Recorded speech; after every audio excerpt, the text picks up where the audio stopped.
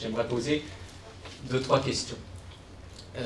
La première, c'est comment raconterais-tu l'histoire d'un roman du récent? On peut commencer par les conditions dans lesquelles l'écriture se fait sur ce site.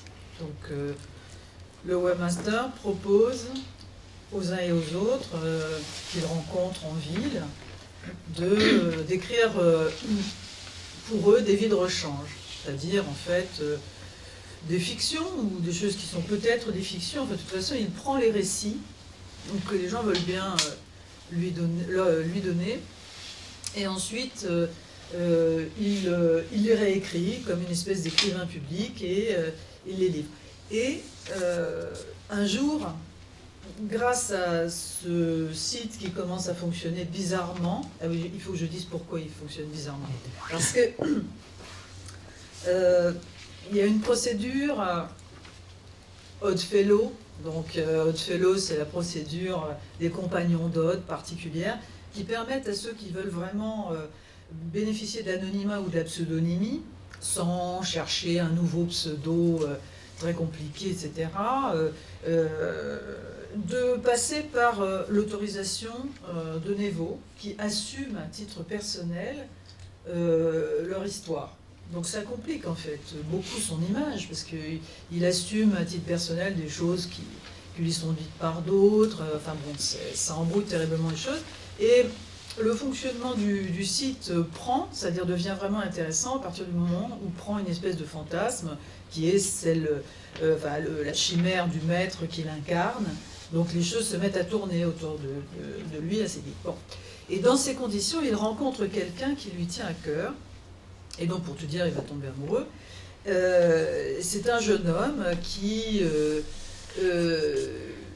lui demande de lui inventer une vie de rechange, mais qui veut prendre l'expression au sérieux. Voilà. Donc il le prend au mot. Et à partir du moment où il le prend au mot, l'autre est mis au pied de son mur et en réalité il ne se dérobe pas. Ce qui est une folie, mais enfin il ne se dérobe pas. Et celui qui lui fait cette demande, c'est un jeune homme qui a pris le nom de Lesson, et qui est le héros d'un roman d'apprentissage. Donc, comme héros d'un roman d'apprentissage, il va avoir deux choses à faire pour entrer dans la vie.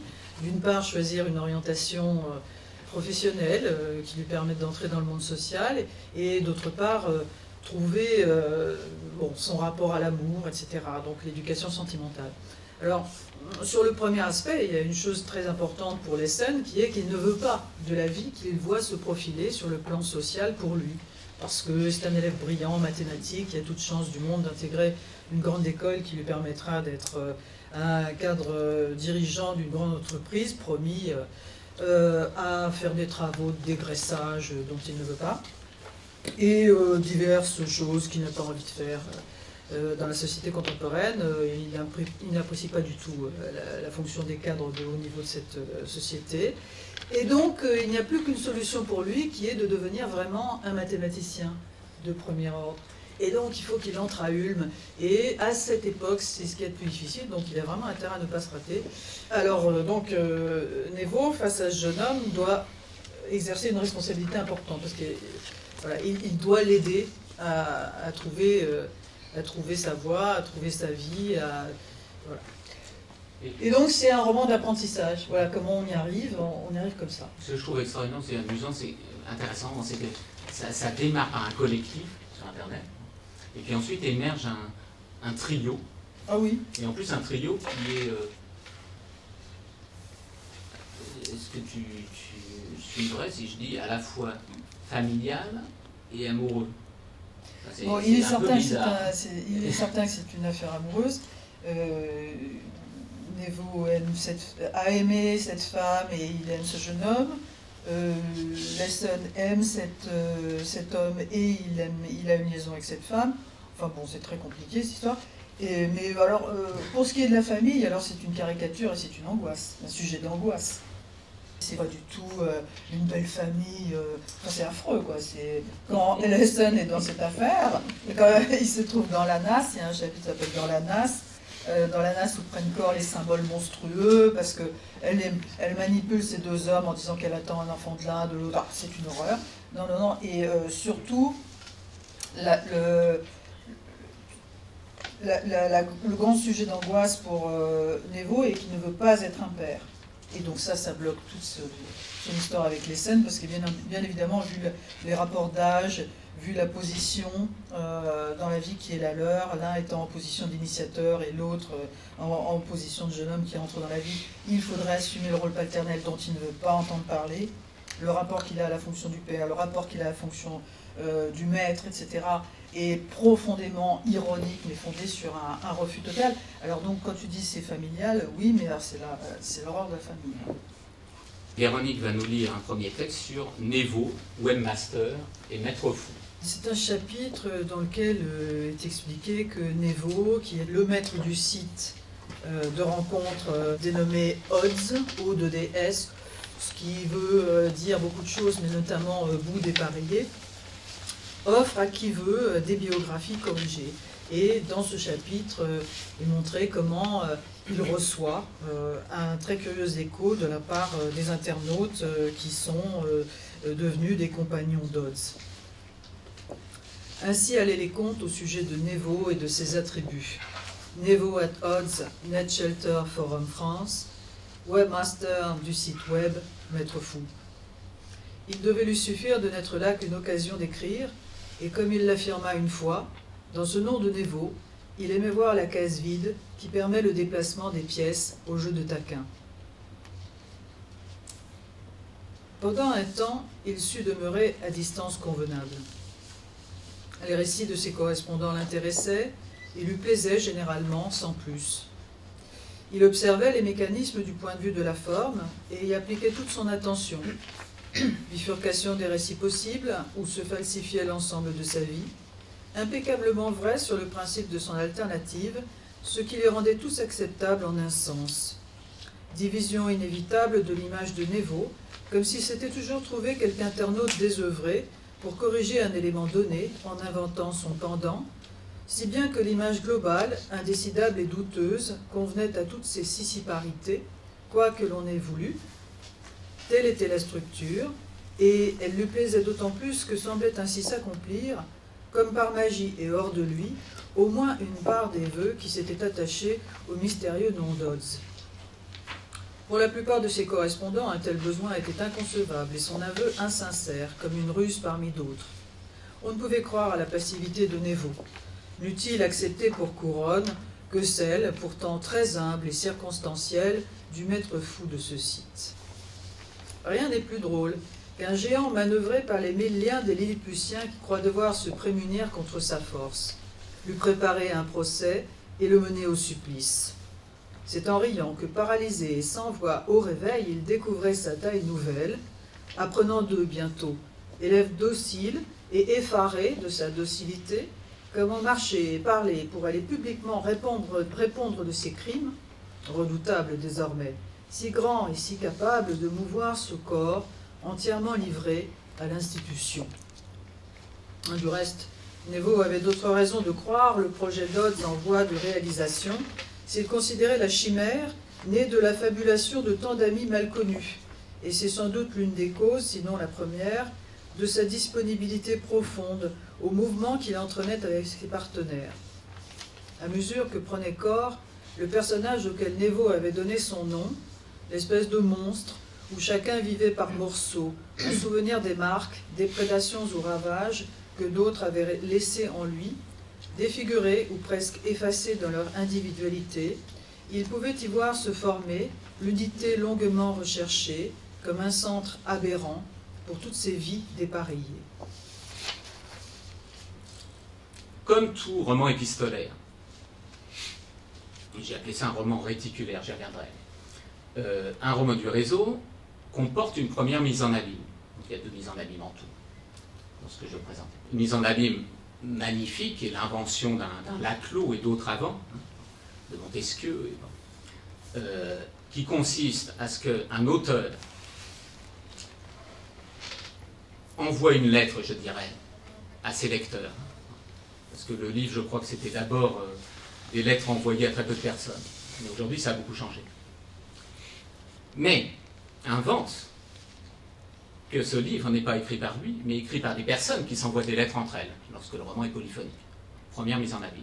Deuxième mise en abîme qui était passionnante sur Mediapart, c'est que ce roman ayant été diffusé sur Mediapart, et racontant l'histoire de gens qui s'envoient des courriers ou des textes sur Internet, a lui-même été commenté par des personnes que je ne connais pas, sauf par leur pseudo, ou une ou deux personnes que je connais, ou des personnes que j'ai connues grâce à cette expérience, et Béatrice Turcandozet par les images que nous verrons plus tard, a été commenté aussi sur Internet, avec des gens qui ont aussi échangé, et par exemple à un moment fantasmé sur le personnage Névo, qui est d'abord le chef du réseau d'un roman du réseau, en imaginant que c'était une bonne figure d'Edoui Plenel, qui avait lui-même tout pouvoir ou aucun pouvoir, ou dont le pouvoir était en même temps contesté. C'était assez passionnant. Si on dit aujourd'hui un roman du réseau, ou si on rapproche littérature et numérique, et un roman du réseau, on pense d'abord que c'est un texte écrit à plusieurs, en ligne.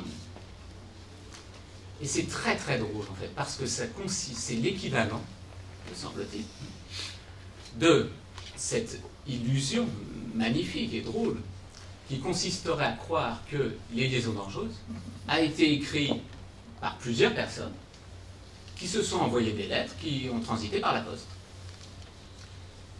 Or, Laclos a écrit tout seul, grâce à toutes les voix qui étaient en lui, ce texte, qui émerge en un moment, me semble-t-il, où après des siècles de développement de l'imprimé, on accède non pas à l'apogée de l'imprimé, parce qu'après il y a l'histoire se poursuit après, mais en un grand moment de l'histoire où, dit-on, bon, c'est toujours à relativiser, mais naît l'opinion publique, où il y a de plus en plus de gens non analphabètes qui sont susceptibles de lire des livres, et donc les livres ne s'envoient plus comme du temps d'Erasme à 2-3 amis, ne sont plus préfacés ou on ne rajoute plus quelques poèmes quand on est copains.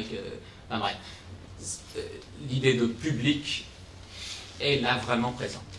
Si un roman si intéressant arrive si vite après seulement 15 ou 20 ans de grande transformation, il y a eu une Minitel aussi avant, c'est qu'en fait il y a des siècles derrière de mise en réseau en dehors du numérique. Bon, mais là, le numérique s'est imposé, puis ça accélère.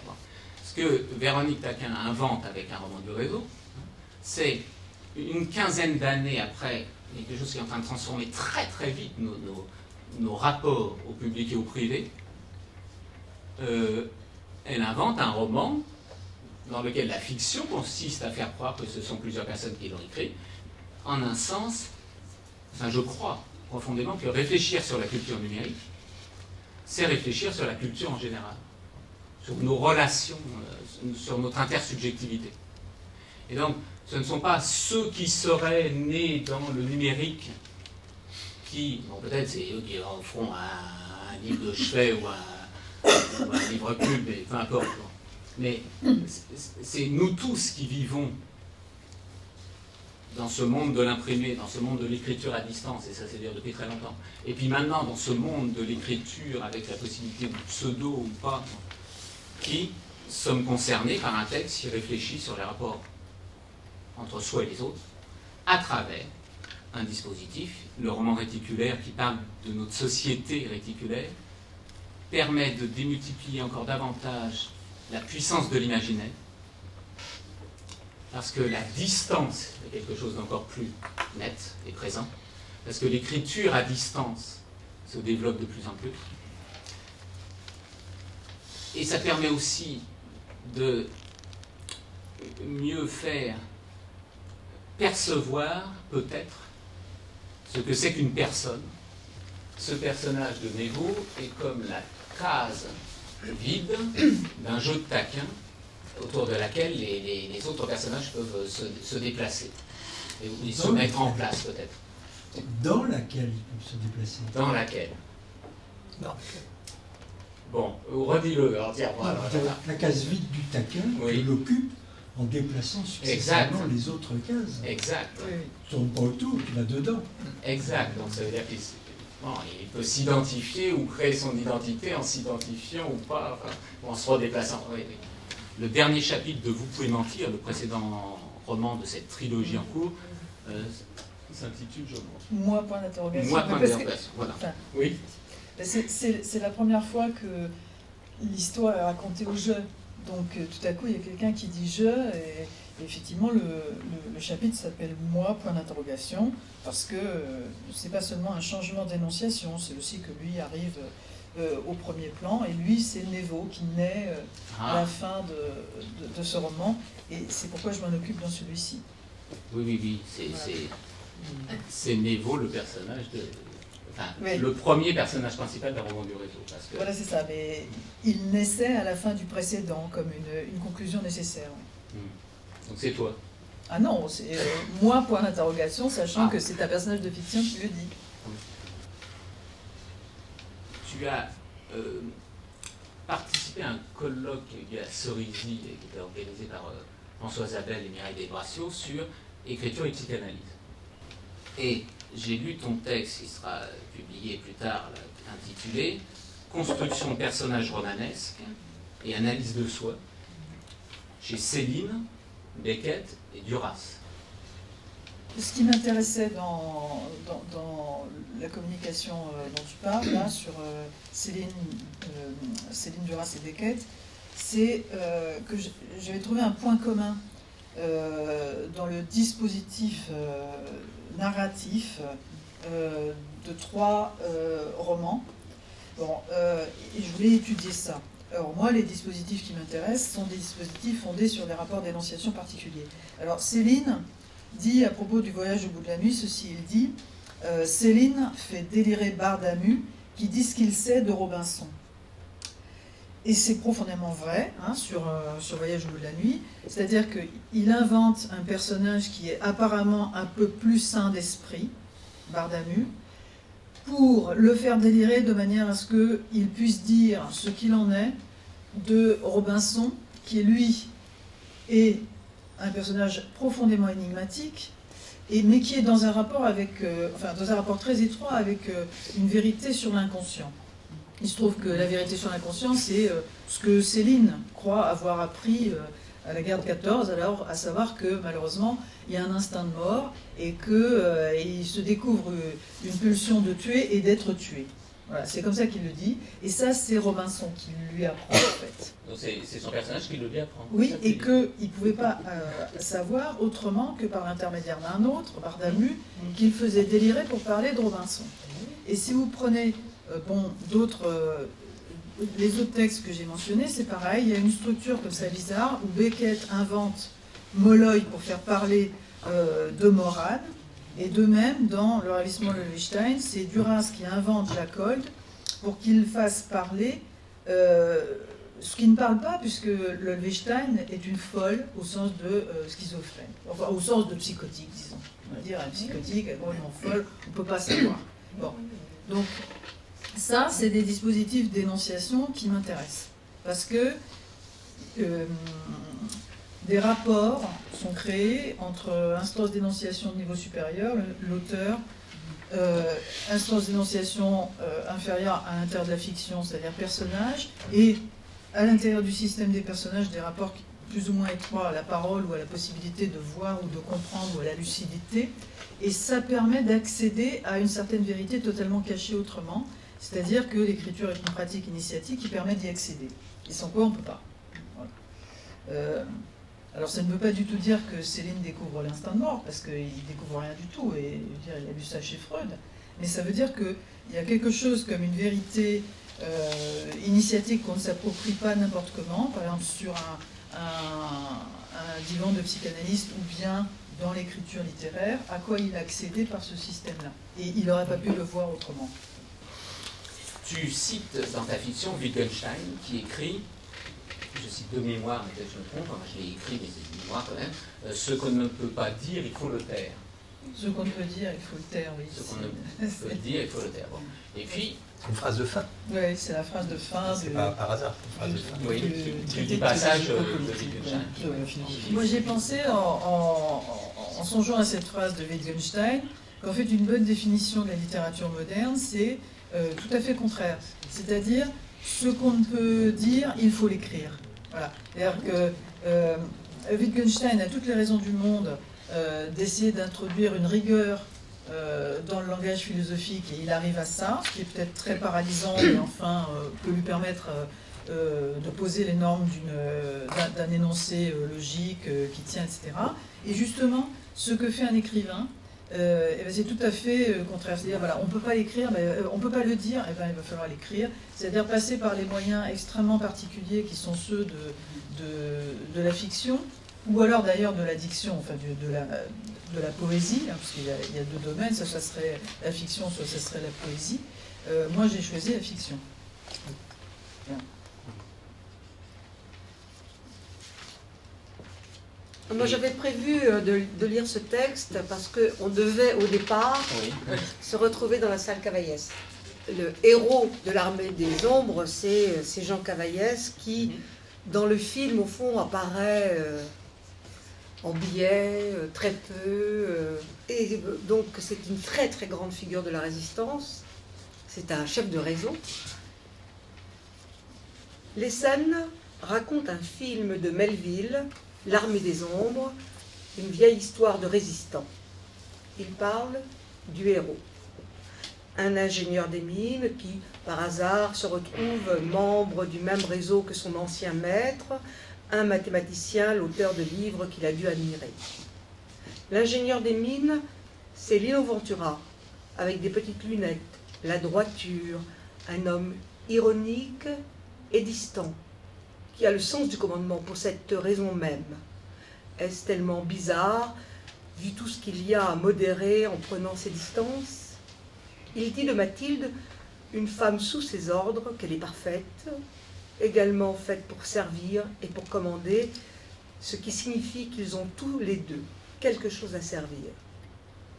La même chose dit Leeson, non soumise à ironie. Celle qui se passe d'explication dans le film, donc explique toutes les autres. Un jour, cet homme est pris, fait comme un rat, dans les cachots de la Gestapo. Là-bas, on fait courir les rats dans des simulacres d'exécution. Les gagnants de la course survivent. On ne dit pas combien d'avance. Le plus sûr est encore d'arriver le premier. Et cet homme, c'est qu'un jour, il décidera de ne pas courir. Il a déjà couru. Il pense à ce moment où il continuera à marcher en attendant la balle, songeant que tout est bien parce qu'il attendra la mort propre. On lui aura épargné le reste. L'histoire ne dit pas s'il a des enfants. Bien sûr, cet homme n'a pas d'enfants. Il n'en aura jamais. Parce qu'il aura été capable de décider une fois pour toutes et pour tous ceux qu'on aura fait courir comme des rats. L'homme à votre âge, reprend Leeson, et c'est plus facile à cet âge. Niveau fait signe d'assentiment, mais Leeson recommence sur le même ton mauvais. Non, on ne s'est pas compris. Ce que je voulais dire, c'est que, justement, l'homme est représenté dans la situation où, justement, dans la situation où, par excellence, le commandement est juste et efficace à la fois. Le modèle est anachronique, autoritaire, gaulliste peut-être.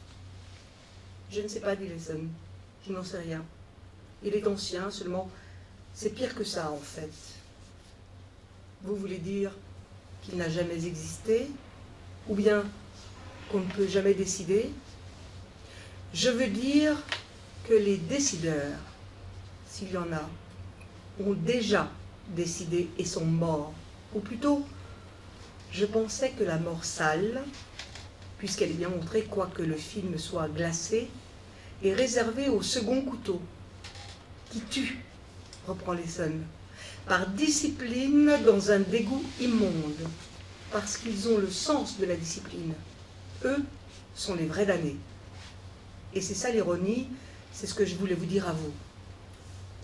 Plus tard, il revient de ses métaphores, il est calme quand il dit qu'il aimerait mieux avoir l'âge du héros, avoir assez vécu déjà pour être sûr qu'on ne le ferait plus courir, parce que s'il pense maintenant, si cela lui arrive normalement, il ne pense plus qu'à cela, ce que signifie la mort propre, la mienne, et c'est cela d'avoir son âge. Est-ce que Névo pousserait le culot jusqu'à prétendre que cet âge est enviable?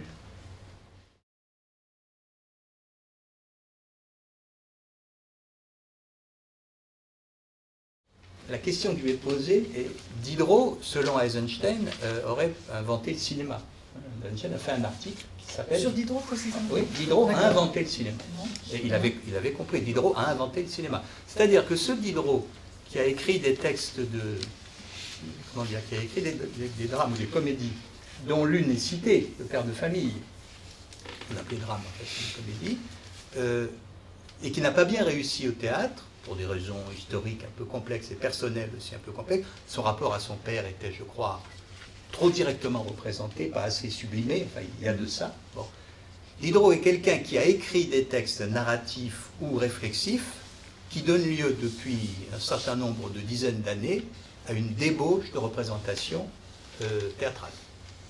Toutes sortes de gens mettent Diderot en scène. C'est son destin. C'est très intéressant, ça le rend extraordinairement vivant, ça actualise ce qu'il a écrit, c'est au prix de transformation, c'est donc au prix d'une transformation comme si là, il y avait quelque chose qui passait par le théâtre. Or, il a en même temps inventé le cinéma. Et la différence me paraît importante, bon, je vais revenir à ma question, ce sera la seule, mais je voudrais la faire comprendre, c'est le théâtre, c'est le lieu des corps, le lieu des voix. Le théâtre, c'est un endroit où il y a des décors en carton et des corps réels. Et il y a une puissance de la voix et du corps qui est érotique, qui est sensuelle, qui est faite pour ça. Le cinéma, c'est une pure image. Le cinéma, c'est un pur fantasme. Et on n'est pas public de théâtre comme on est public de cinéma. On n'est pas de la même façon côte à côte dans une salle obscure et au théâtre.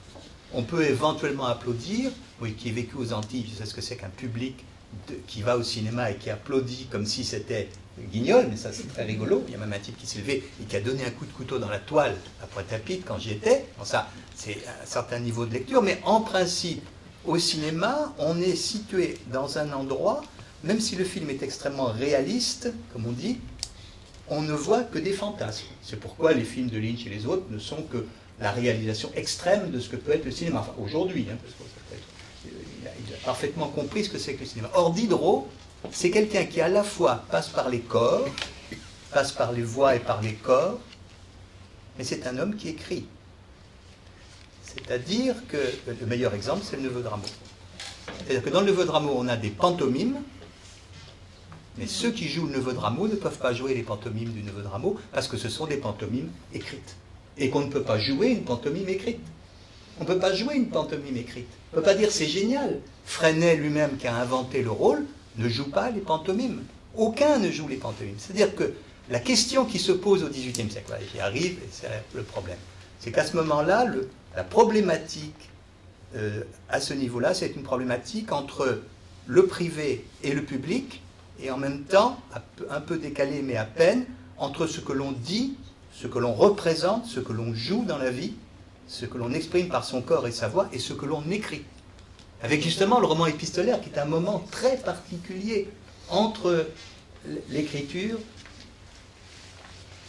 et la parole, entre la parole et l'écriture. Or, le cinéma serait quelque chose qui serait assez proche de la parole et de l'écriture, et donc ma question est celle-ci. Si la littérature de fiction du XVIIIe siècle nous fait nous poser, postérieurement, donc très à l'aise, la question même, disons, de l'énonciation, les questions propres à l'énonciation, c'est-à-dire à cette couche de la pratique du langage qui est la dernière acquise par l'enfant, qui met en scène le je, le tu, les temps du verbe, les modalisations, les choses les plus difficiles, les plus élaborées. On voit très bien ce que ça peut donner au théâtre, mais qu'est-ce que ça donne au cinéma? Qu'est-ce que c'est que des problèmes d'énonciation au cinéma quand on passe uniquement par l'image? Qu'est-ce qu'une énonciation qui ne passerait que par l'image? ou qui passerait par des paroles qui sont dites, mais à un certain degré d'image. Autrement dit, j'ai le sentiment, en lisant un roman du réseau, qu'on a affaire plus à un film qu'à autre chose, mais ça c'est très bien, ça ressemble beaucoup à un film, mais les problèmes d'énonciation se trouvent posés d'une façon complètement différente du XVIIIe siècle. Qu'est-ce que serait une littérature d'aujourd'hui, et c'est la littérature d'aujourd'hui, qui ne donnerait pas les signes de ses relais et qui situerait le lecteur dans la nécessité constante de se demander qui est je, qui est lui, qui parle, qu'est-ce que c'est que cette écriture? Autrement dit, ma question c'est qu'est-ce que l'auteur d'un roman du réseau attend de son lecteur réel? Qu'est-ce qu'il lui demande? Quelle est la question qu'il lui pose? Moi, c'est la question que je pose à l'auteur. Bon, alors, voilà, j'ai un peu... Non, mais alors... concernant le cinématographique et le théâtral, dans un roman du réseau, bon, je veux dire une première chose. Bon, c'est un tout premier aspect de la réponse.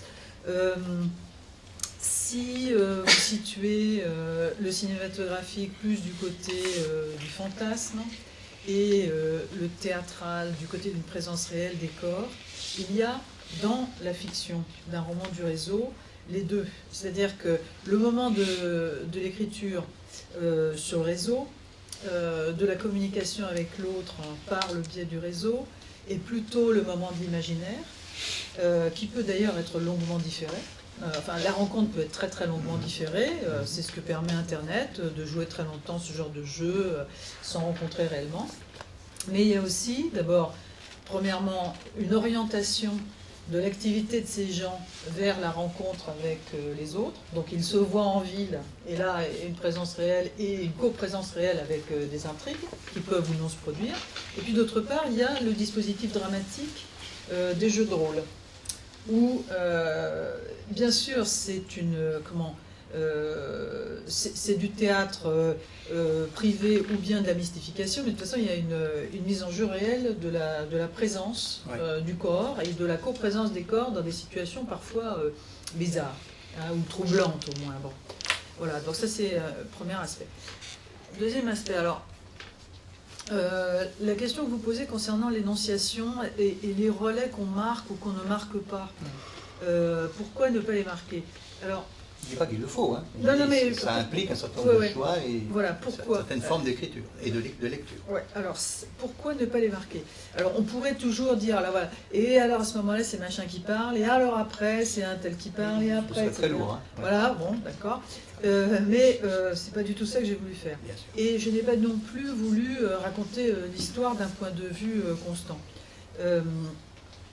Ce que j'ai voulu faire nécessairement, c'était travailler à partir de ce qu'on appelle justement au cinéma le faux raccord, qui est un raccord fabriquant une continuité malgré tout. C'est-à-dire qu'on dépasse une discontinuité réelle. Hein, bon, alors, les raisons théoriques, etc., si on voulait les trouver longuement développées, bien sûr, elles seraient dans Deleuze, hein, chez Deleuze, sur le faux raccord. Oui. Donc c'est une manière de surmonter une discontinuité, déjà, premièrement. Il y a des romans qui sont composés, puis il y a des romans qui sont montés. Et ça, c'est un roman qui est monté. C'est-à-dire que, pour des raisons complètement différentes de celles de Claude Simon, mais qui sont là aussi, il a fallu faire un montage de cinématographie. Claude Simon, quand il raconte comment il a fabriqué La Route des Flandres, raconte exactement comment une monteuse travaille avec 8 fils. 8 fils narratifs, etc. Simon, il a rêvé de faire des films toute sa vie. Bon. Il a fait un peu. Voilà. Alors que, bon, il a raconté ça pour La Route des Flandres, et moi, j'ai de toute raison d'avoir fait la chose comme ça, mais c'est sûr que c'est pas simplement composé de manière progressive, linéaire, etc. Ça n'aurait pas été possible. L'opposition qu'il y avait eu en son temps entre, par exemple, Bertolt Brecht et Thomas Mann. Non, Brecht, il était du côté du collage, etc. Et Thomas Mann, il composait des romans comme Balzac. Et c'était bien, mais c'était autre chose. Il faisait des romans classiques. Et à propos de l'énonciation, pourquoi ça se pose à propos de l'énonciation? Parce que moi, ce qui m'intéresse, c'est de faire varier la distance aux choses racontées. Et je procède de manière tout à fait intuitive quand j'écris, sans savoir nécessairement s'il va falloir utiliser le je ou le il, la base présent ou la base passé simple. Enfin, et on voit, ça saute. Hein. Voilà, je simplifie, mais en gros, je ne sais pas d'avance. Et parfois, une scène est fausse et doit être faite par moi, parce que je m'aperçois que ce n'était pas la bonne distance. Mais de toute façon, le système d'énonciation m'est imposé par une intuition que j'ai de la distance à laquelle il faut que je la distance passe. de la focalisation, ça n'a pas toutes les qualités de l'énonciation. Non. C'est un des... C'est un des... Ouais, c'est un des... Voilà, c'est un des aspects... oui. C'est ce décalage qui est intéressant. En tout cas, donc, comme j'arrive à... oui, j'arrive à des morceaux qui sont relativement discontinus. C'est-à-dire que, au début, répétition de la peine, qui ouvre le roman, ne peut être raconté qu'au jeu. Parce que c'est le moment où Nevo, il y en a deux, se livre dans le discours sur la perte. Ce qu'il a perdu. Il a perdu Lesson et c'est pourquoi il va raconter l'histoire. Donc forcément c'est au jeu. Alors c'est raconté en faux raccord, c'est-à-dire qu'il raconte deux fois la version de la première conversation. Il y a deux versions de la première conversation qu'il a eue avec Lesson. Il nous épargne les 18 autres, mais il y en a eu 20, donc très bien. Et elles sont montées en faux raccord. Bon, parce que l'image ne peut pas être simple. Elle est polyperspective. Voilà. Est-ce que c'est pas volontairement quelque chose de difficilement compatible? Qu'est-ce qui est incompatible? Le roman de formation avec un type de travail sur l'énonciation, du type du roman par lettres, etc.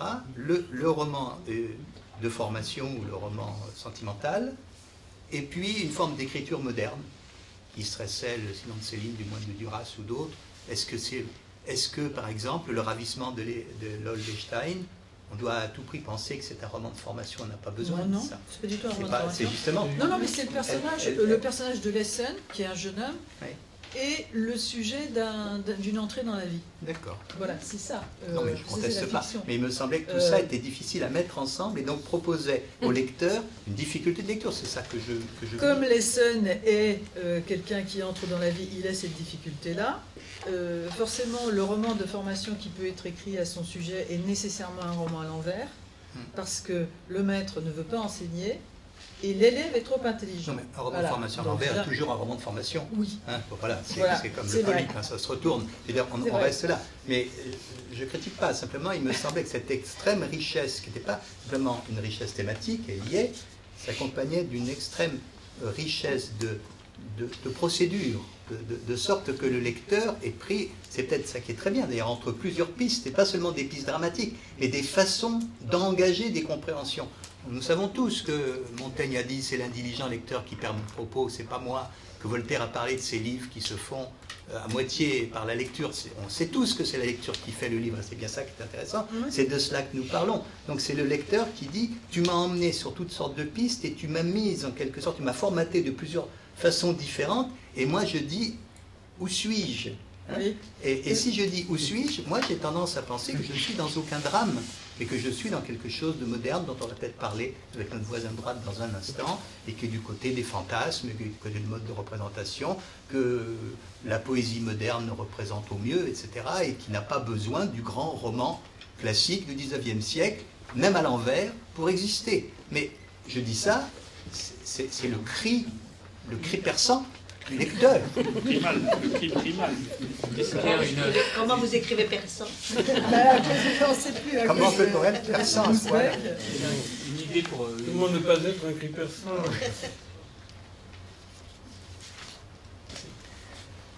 Mon père est arrêté par un motard, j'ai 7 ans, l'âge de raison, comme on me dit depuis un moment. sur le bord d'une route de campagne. Il explique au motard que c'est lui l'assassin et le con, vu la position de la bande jaune sur la chaussée défoncée. Le motard prend des notes, c'est lui l'assassin et le con, il faut bien contourner l'obstacle. Et que vient faire la vitesse là-dedans? Je suis terrifiée dans le fossé vert. J'observe les escargots de Bourgogne, très nombreux par temps de pluie, chaussées glissantes et brouillard. Mais ce matin, ma mère était heureuse, expliquait tout des escargots dans le jardin de l'hôtel des Nuits Saint-Georges. Une fois, ma grand-mère avait mis la récolte d'escargots sous des pots de fleurs retournés. Or, au matin, surprise, des escargots s'étaient échappés de leur peau, qui pesait des kilos, traçant leurs lignes sur les murs de la cuisine. Il y en avait jusqu'au plafond, dans tous les sens. Les traînées brillaient de bave, bien droites, et chacune sur sa ligne.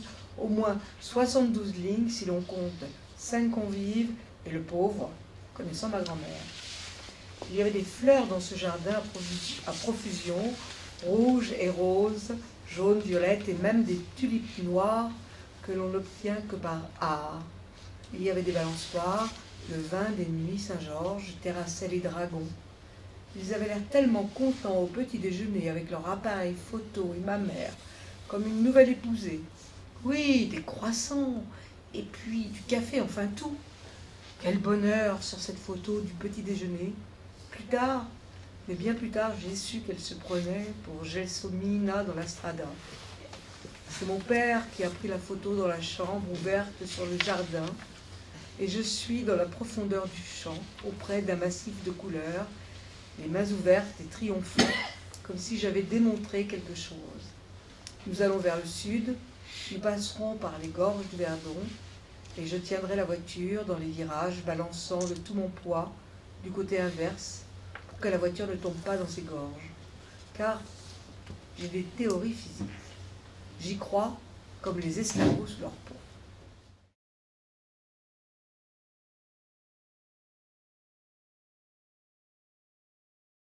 Est-ce que tu peux retrouver tes esprits malgré le faux raccord?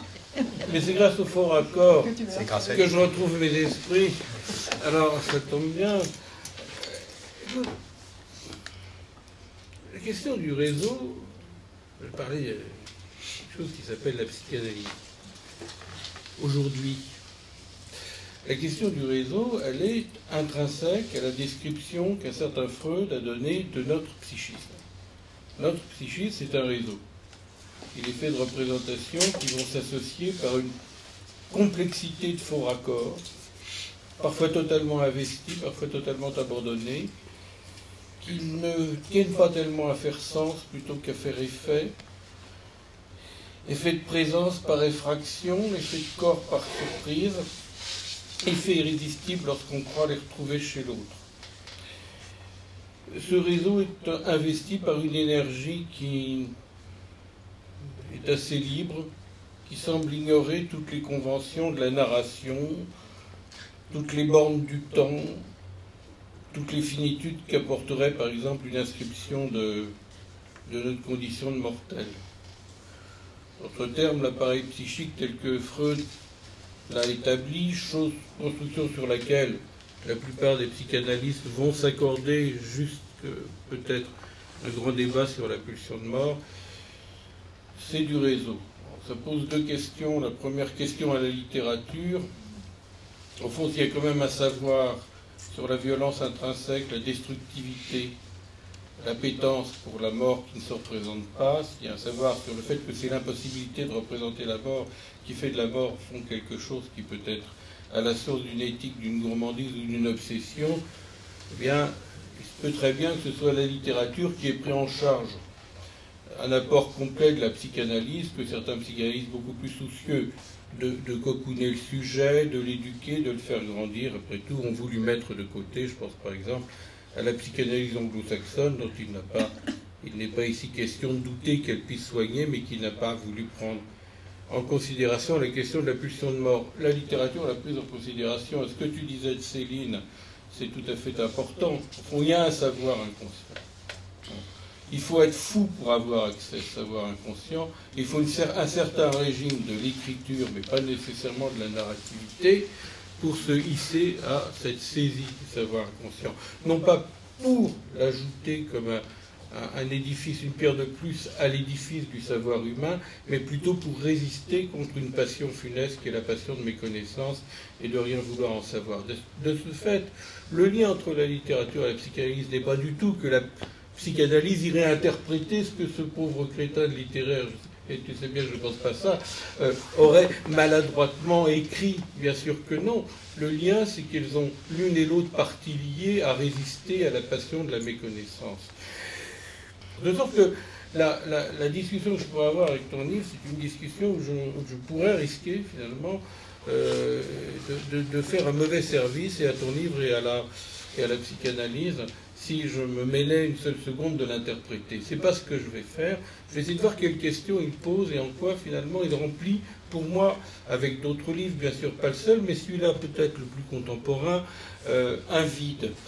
Il se trouve quand même que si l'écriture de la psyché chez Freud, puis plus tard chez Lacan, c'est une écriture en complexité, en entrelacement, je ne suis pas très pédant de parler du borroméen plus avant, etc. D'un autre côté, les livres sur lesquels ces auteurs ont pris appui sont des livres qui sont très souvent d'une narrativité exclusivement classique.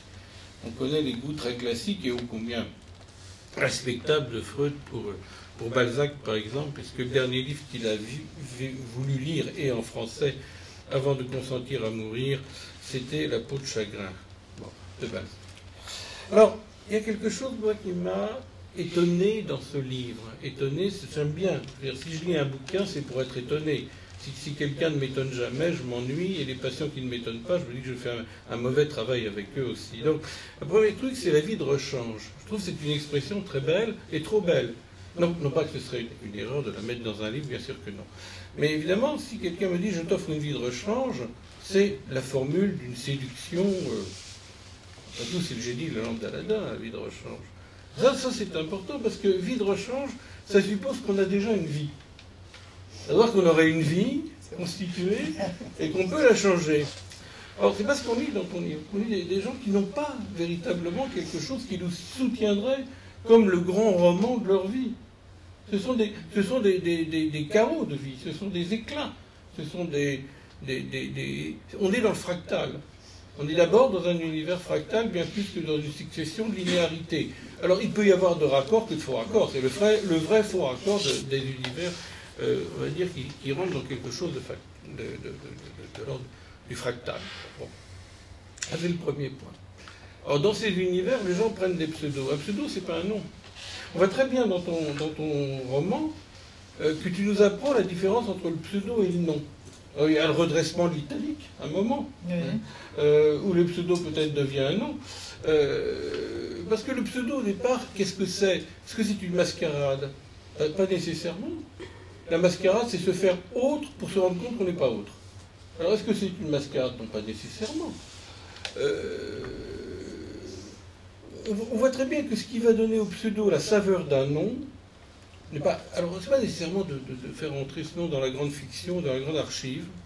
Ça, je crois que c'est important. Mais ce qui donne au pseudo la saveur d'un nom, c'est que ça se passe par une transgression. Il y a un moment de franchissement avec ce pseudo. On transgresse, on se retrouve dans une constellation qui évoquerait, mais plus par dérision, le dîme familial que la paix des ménages. Ce fameux truc à trois, absolument terrifiant. Donc peut-être que chacun, dans ce livre, va gagner une prime d'intimité qu'il n'avait pas au départ. Et ça, je crois que c'est tout à fait important. Or, ce livre, si on le suit bien, ça raconte une initiative de quelqu'un qui est dans l'affect d'une perte. Ça aussi, c'est tout à fait important. C'est quand on est dans une perte, c'est-à-dire dans une perte qui est ressentie d'abord comme une disparition, peut-être pas un travail de deuil, c'est une disparition, c'est l'affect de la disparition. Hein. Et il faut bien cicatriser la disparition par cette vie de rechange qu'est le travail de deuil. Alors, qui va porter ce travail de deuil ? Qui va porter ce travail de deuil ? Et là, le webmaster, qui est un maître de pas grand-chose, qui qui supporte, au fond, qui dit je supporte que s'adresse à moi des transferts. Voilà. Supporte que s'adresse à moi, c'est sa place. Il supporte que s'adresse à lui des transferts, il est complètement embarrassé pour les interpréter, pour en faire quelque chose. C'est ça le webmaster, c'est celui qui va supporter que s'adresse à lui des transferts, parce qu'autrement, le monde est complètement vide. Parce qu'autrement, le monde devient une espèce de cri muet, sans écho, sans rien du tout. Donc, il supporte que des transferts viennent vers lui, et ces transferts, effectivement, sont des transferts. Alors, toi, tu dis éclatés, que les personnages sont éclatés, etc. Mais, oui, mais pas tout à fait d'accord quand même, parce que pour qu'il soit éclaté, encore faut-il supposer un personnage qui serait comme une bulle, c'est-à-dire comme serait une unité qui éclate. Or, c'est plutôt qu'il prend appui sur des éclats. Voilà, les personnages prennent appui sur des éclats. Et on va trouver que ce roman, qui effectivement est tout à fait actuel, tout à fait contemporain, et qui peut rentrer, moi j'étais sensible à toutes les résonances qui me donnent envie de relire aussi bien Diderot que Laclos. On pourrait trouver d'autres résonances, après tout, vite peintre imaginaire, que sais-je encore, Marchès-Fob, Horace Walpole et d'autres, qu'importe, je veux dire. Il se trouve que ce roman va retrouver non pas seulement une trame romanesque, quoique ce soit pas idiot de le dire comme ça, mais peut-être une trame anthropologique qui a donné naissance au roman, ce qu'on appelle le roman d'initiation. Voilà. Et là, c'est aussi tout à fait important et tout à fait contemporain. Parce qu'au fond, cet homme, Névo, ne s'en laisse pas compter. Quand on veut le mettre à la place d'un père, il ne s'en laisse pas compter. Hein? Et va jouer un moment une première exigence, c'est les scènes. Et une première exigence aussi chez Névo, c'est de constituer un drame comme casse-départ. Voilà. C'est de constituer un drame comme casse-départ. Et ça, c'est encore un point de nos narrativités contemporaines. Donc, ce qui est demandé finalement par les scènes, et peut-être que c'est, il reflète, il reprend à son compte, il porte la demande implicite de Névo, c'est donnez-moi une bonne casse-départ qui soit bien solide, à savoir le drame et l'affaire. C'est comme ça que je le vois. Et ça, on a l'impression que c'est pas très sympathique à Véronique Taquin, qui n'aime pas tant que ça, finalement, qu'un sujet s'autorise une case départ pleine, fut-elle pleine d'Himalaya lacrymatoire, et qu'il faut à chaque fois casser ce principe d'identité. A égale A, finalement, tu es très égalienne, et tu nous dis en quelque sorte que la plus grande formule de la contradiction qui puisse exister, c'est A égale A. Et donc, il y a un très grand péril à confondre le sujet et le moi. Donc, c'est une écriture du sujet. Le sujet est éclaté. Le sujet, c'est des faux raccords. Le sujet est complètement éclaté. Et la vie de rechange, c'est l'aventure, comme ça, de s'inventer des points de contact, de s'inventer des points de rencontre. Névo va dire « je t'offre une vie de rechange, mais c'est du bluff ». Parce qu'il ne se posera pas dans ces vies de rechange comme en fonction de l'instance paternelle qui garantit que cette vie est un grand roman possible. Voilà. Et du coup, se détachant et de la figure du père et de la figure du maître, ben, on retrouve quelqu'un qui est absolument humain, c'est-à-dire qui est capable, au fond, de souffrir d'amour. Alors, je crois que sur cette grande trame, au fond, c'est un peu ça. Moi, j'ai pas tellement de questions, finalement. C'est très bien, Est-ce qu'au fond, si j'ai une question, est-ce que tu as le sentiment que ton livre est articulé à la question de qu'est-ce que c'est que l'intime dans la modernité? Oui, mais d'abord, c'est quasiment impliqué par le mode de communication des personnages, parce que cette histoire d'Internet, même si on n'est pas du tout dans le cas de Facebook avec le site Dots, puisque la confidentialité est préservée en ce sens que la pseudonymie est possible, donc il n'y a aucun lieu de supporter des indiscrétions si on ne veut pas les supporter. Mais même si on n'est pas dans cet univers de Facebook, on est, à cause d'un fonctionnement de sites de rencontres sur le web, dans une modification du rapport entre public et privé. Et donc il y a une forme d'exhibition de l'intime qui est troublante, même pour tous ceux qui sont protégés par tous les pseudos qui veulent. Oui, bien sûr. Voilà. Même si j'avais pas voulu me poser la question de l'intime de la modernité, je crois que ça aurait été impliqué par l'objet. Oui, mais c'est même impliqué au niveau très sensoriel. Il y a un moment, je ne sais pas quelle page, où il y a une sonate de Mozart qui est jouée de telle façon, tellement travaillée dans ses articulations, que ça devient la grande scène de l'opéra. Oui. J'ai entendu ça une fois, on me l'a joué comme ça, cette fantaisie de Mozart devait être décomposée pour qu'on entende toutes les voix qui étaient sous-jacentes à quelque chose qui aurait pu jouer calmement, avoir l'air d'être une belle mélodie, etc. Là, tout à coup, il y avait diverses voix qui sortaient et ça devenait absolument étonnant. Et ce moment était d'ailleurs un moment où la personne qui était au piano, en l'occurrence un homme, et non pas une femme, dans ma fiction c'est une femme. Oui, ce que j'ai vu, moi c'était un homme qui jouait. Oui. C'est un moment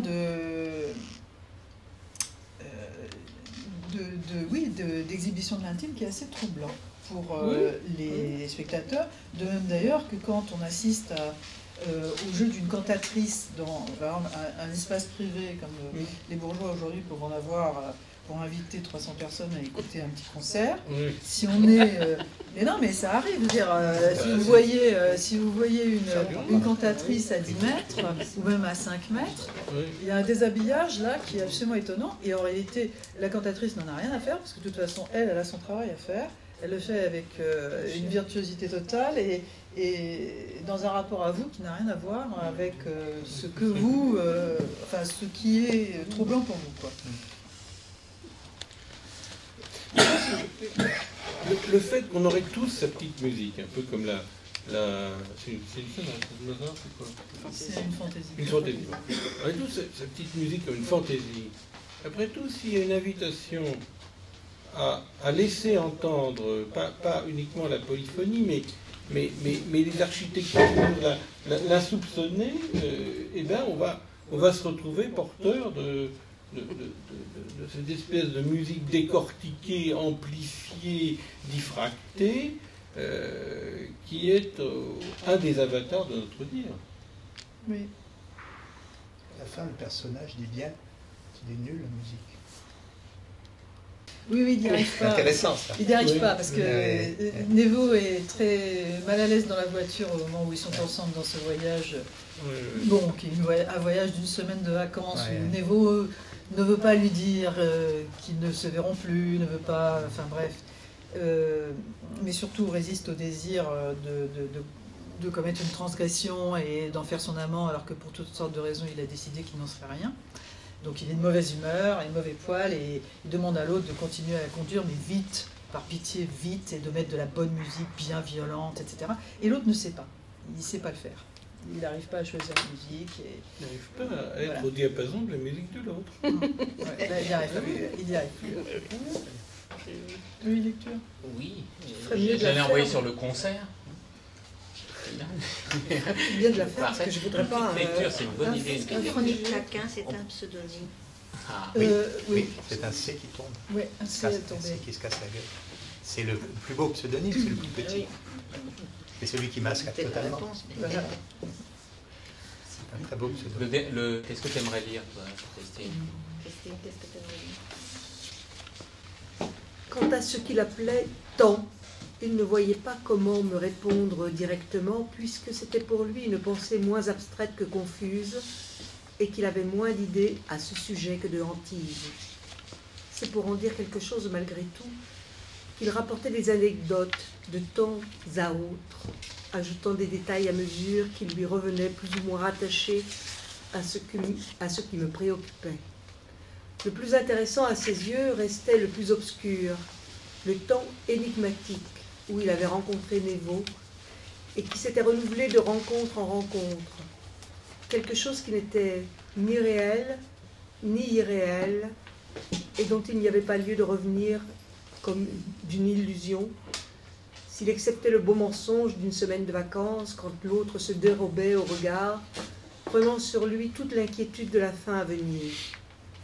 Mais si ce genre d'énigme, distincte du secret des ruses conçues pour différer la fin, avait de quoi décourager la parole, à force de paradoxes qui ne risquaient pas de me satisfaire, il lui suffisait peut-être, pour se faire comprendre, de l'appeler « temps des rencontres », puisqu'il m'avait moi aussi rencontré de cette façon, une fois, dans ce souvenir du présent qui n'était pas simplement le sommeil de la conscience.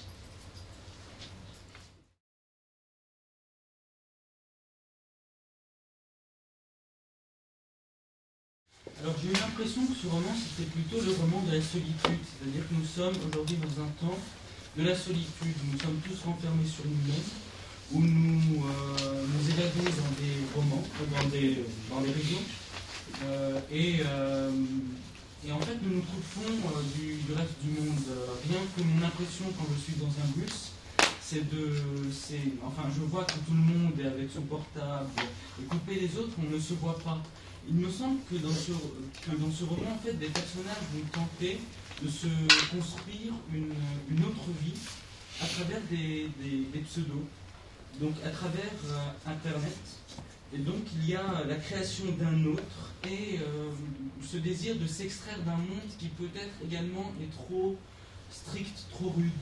C'était mon impression, bien que, comme j'ai le code civil sur moi, et justement, il y a la définition du pseudonyme qui est donnée dans un arrêt de la Cour de cassation de la première chambre civile.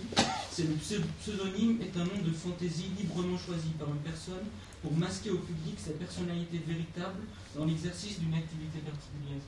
C'était... il me semble que ça, justement, ça décrit D'accord. Mais alors sur la solitude, c'est vrai, mais bon, ce qu'il y a de caractéristique peut-être d'une période moderne, c'est à la fois une atomisation très forte, c'est-à-dire qu'on a des personnages qui correspondent à des personnes très très enfermées ou très solitaires. Et puis, d'un autre côté, une multiplication des relations. Hein, c'est les deux en même temps.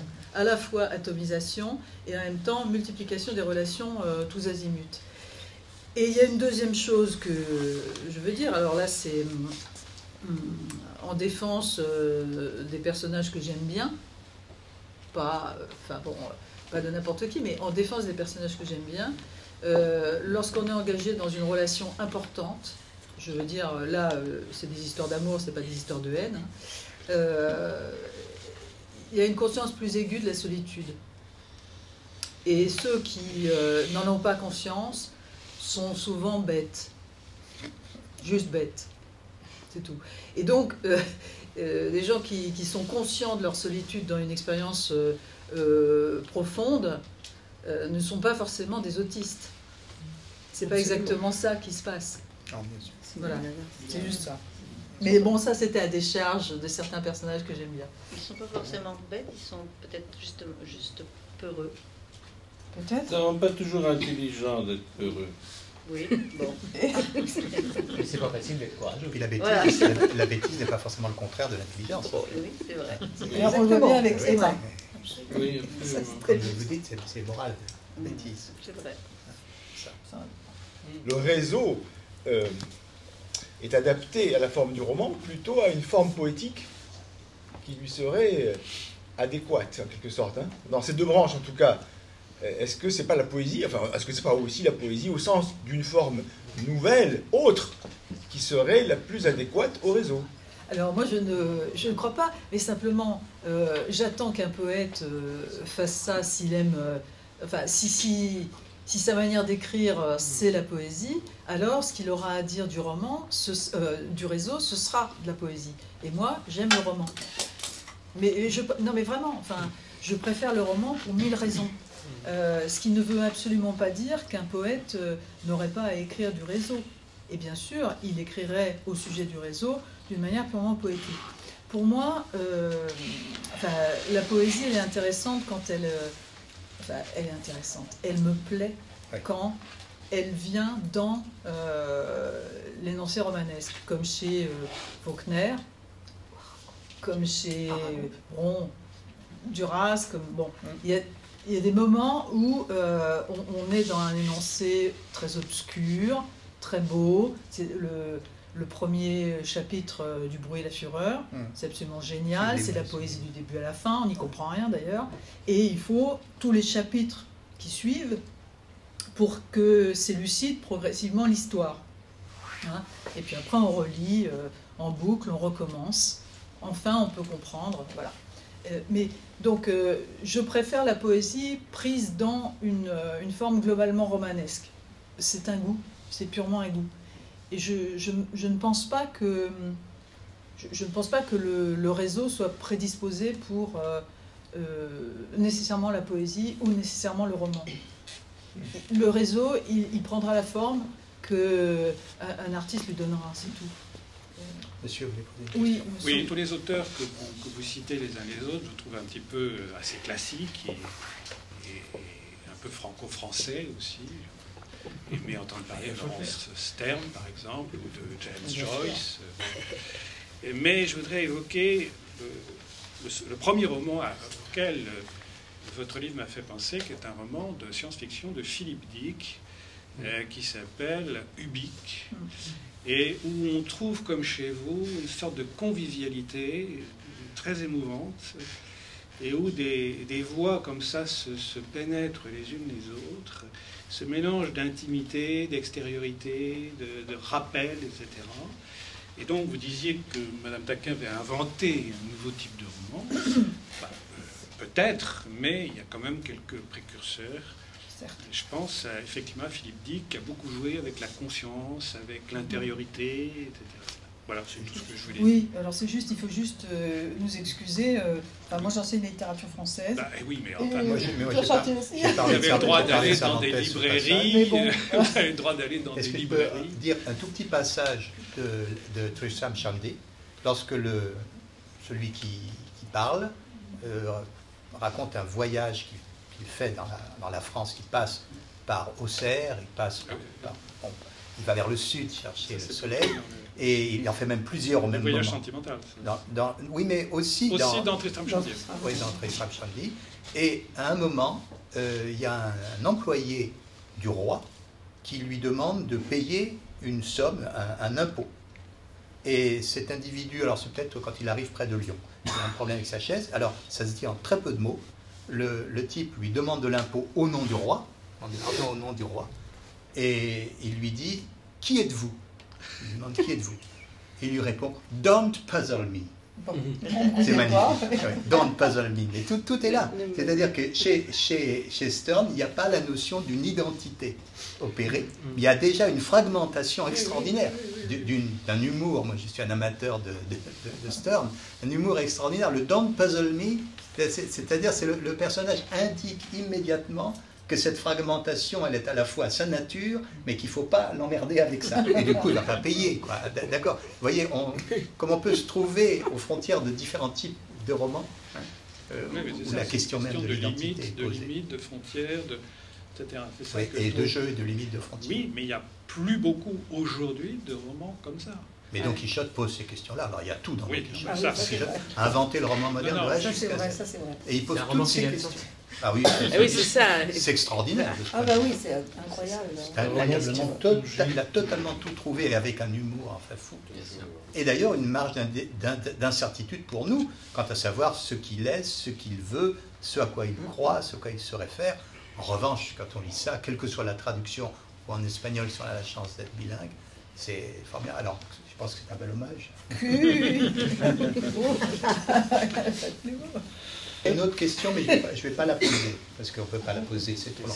Mais j'avais envie de poser une question sur le type de réflexivité de ce roman. Parce que c'est un roman réflexif, mais d'un type de réflexivité particulier. Non, mais chaque personnage fonctionne un peu comme un plan incliné, d'inclinaison variable vis-à-vis d'un autre. Et là, ça fait naître, ou pas, du tiers, enfin du possible. On peut tout à fait voir ça sous forme de certains schémas optiques. Oui. Moi, je ne sais pas si le mot de personnage convient bien, au moins, il convient pas si on met si on remplit le personnage de sens et. Non, c'est un lieu. Le personnage, c'est le lieu d'une dénomination. Alors, c'est justement ça la question. C'est qu'est-ce que c'est qu'un roman qui est à la fois non psychologique et qui pourtant a des relations forcément. Mais là, c'est intéressant. Alors, un roman non psychologique, qu'est-ce que vous voulez dire? Parce que pour moi, c'est psychologique. Voilà, d'accord. Alors, c'est qui peut paraître non psychologique. C'est-à-dire que il l'est, je crois. Pendant très longtemps, on a voulu dire que la littérature bien n'était pas psychologique. On lit Duras, c'est une réforme de la modernité. Voilà, Duras, j'adore ça, c'est psychologique du début jusqu'à la fin. Alors évidemment, alors on pourrait dire c'est autrement. Une psychologie qui est un peu décalée par exemple, c'est au sens où psychologique est le contraire de psychanalyse. D'accord. Alors non, c'est pas le contraire. Voilà. C'est pas le contraire, ça englobe. Non, mais il y a l'écriture. Non, mais psychanalyse et psychologie, c'est pas la même chose. Oui, je sais. Et la psychanalyse a raison, souvent la psychologie. Je suis pas d'accord, la psychologie est une psychologie. C'est ça, on peut. Vous avez absolument raison. Non, d'accord, mais c'est pas la psychologie. C'est juste une exception parmi d'autres, quoi. Une psychologie. Il y en a d'autres, il y a bien sûr, on peut le dire. Mais la psychanalyse frappe la psychologie. D'une espèce de oui, elle essaye de refuser elle dit autrement les choses. D'explications. Voilà. Il n'y a pas la d'explication antérieure.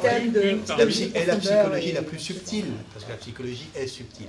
La psychanalyse, elle est plus que subtile. Elle va au cœur des choses. Oui, non, mais c'est vrai. C'est vrai, pas. Je me souviens qu'on disait de Hiroshima, mon amour, au moment où c'est sorti, donc les années 60, ou bien d'autres films de cette même époque, que c'était. Alors, les critiques de cinéma les plus inspirés ont dit que c'était pas que c'était de la psychologie atomique, parce il y avait une telle manière de faire exploser les systèmes d'explication ordinaire, c'est-à-dire de s'attaquer à des idées reçues concernant les liens de causalité entre les choses, qui faisaient qu'on se retrouvait avec des représentations trouées, qui étaient extrêmement intéressantes et qui continuaient à parler du psychisme, bien sûr, mais de façon complètement différente. Et donc là, comme Zadkine, quoi, c'est troué. C'est le trou qui est intéressant. Ça se pose la question de savoir dans quel espace et dans quelle temporalité on peut écrire ces effets réticulaires du psychisme, à laquelle la psychanalyse veut aller chercher ça, une certaine psychologie causaliste de la personne comme une unité close refuse ça. Unité close, connue, repérable. Voilà, c'est ça. C'est la question dans quelle narrativité, enfin pour moi, c'est la question de savoir dans quelle narrativité, dans quel espace, on pourrait écrire quelque chose de la causalité psychique telle que l'entend la psychanalyse. Oui. Mais c'était un peu le sens de ma question. Comment il faut faire? C'est ça. Comment il faut faire? Mais comment l'auteur s'y prend parce qu'il veut faire ça? Et c'est pas facile. Qu'est-ce qu'un sujet? Voilà. Qu'est-ce qu'un sujet romanesque contemporain? Qu'est-ce qu'un sujet romanesque contemporain? Qu'est-ce que serait un sujet romanesque contemporain? Ce sont deux termes qui peuvent très bien être entendus comme s'attaquant un peu l'un et l'autre. C'est que d'abord, il faut aller chercher le matériau et ensuite seulement le composer. Ben oui. Voilà. C'est-à-dire que si on commence par dire je vais raconter ceci et cela, et dans tel ordre, parce que je sais que si un tel a fait ça, c'est pour telle et telle raison, alors de toute façon on n'arrivera à rien et on arrivera à ce que vous appelez un roman psychologique. Voilà. Et si par contre on se débrouille pour pêcher le matériau, c'est-à-dire ce qu'on a à dire, et que ensuite seulement on se pose les problèmes de composition, alors ça peut aller. Alors moi j'ai eu une fois un don, alors là du ciel, c'était vraiment la grâce. Le premier roman que j'ai écrit, vous pouvez mentir, c'était un roman dont l'histoire m'a été donnée comme un rêve éveillé. C'est-à-dire, comme vous avez fait un rêve la nuit, vous vous souvenez du récit, bon voilà, je savais qu'un beau jour, donc j'avais à raconter ça, une histoire très bizarre d'un tel qui rencontre un tel, etc. Et je ne comprenais pas cette histoire, pas plus que vous ne comprenez un rêve, mais je comprenais à moitié quand même, c'est pour ça que ça m'intéressait beaucoup, quoi. Et donc, l'écrire, ça a été d'étape en étape, faire que ça tienne, bon, que ça puisse être développé, et à mesure que je faisais tenir ce scénario et que je mettais en scène les scènes, etc., en réalité, elle s'éclairait pour moi. C'est-à-dire qu'enfin, je comprenais de quoi je parlais. C'est-à-dire, c'est une compréhension après coup. Alors, par contre, on peut dire que c'est de l'élaboration secondaire, oui, au sens de Freud, ça. Mais on peut dire que de toute façon, tout rêve n'est jamais qu'un récit de rêve, il y a toujours une élaboration secondaire. Le rêve est toujours raconté, il se présente toujours comme un roman, mais d'un autre côté, c'est en le racontant qu'on le redécouvre et qu'on arrive à construire le sens. C'est d'où ma question, comment faire? C'était celle-là. À chaque fois que j'ai trouvé une scène juste ou un élément juste, il était pourvu, alors d'abord, premièrement, de la qualité esthétique qui, pour moi, est le critère de la vérité, en fait. Ça vous paraît bizarre, mais enfin, c'est comme ça. Ça a de l'éclat. Ah, c'est bon, c'est ça. Voilà. Je ne suis pas totalement d'accord avec ça. C'est ça, c'est ce que je voulais faire. Enfin, c'est pas du tout un chromo, hein. C'est-à-dire c'est pas beau selon des critères prédéfinis, mais moi je sais que c'est ça. Ouais, c'est une aura pour moi. On voit bien, il y a des cauchemars répétés. Voilà, et ça, et donc ça, quand c'est donné, eh bien, il faut se débrouiller pour le faire tenir, lui donner une consistance qui fait que les autres vont pouvoir lire la scène et la décrypter, etc. Et donc, morceau par morceau, en fait, c'est toujours donné sur le même mode du rêve éveillé dont je parlais pour Vous pouvez mentir. D'accord. Mais est-ce que la case départ, c'est une énigme ou est-ce que c'est un drame conventionnel? C'est un point tout à fait important. Et si c'est une énigme, alors effectivement, on est dans une élaboration où l'éclat du beau peut avoir la puissance du vrai.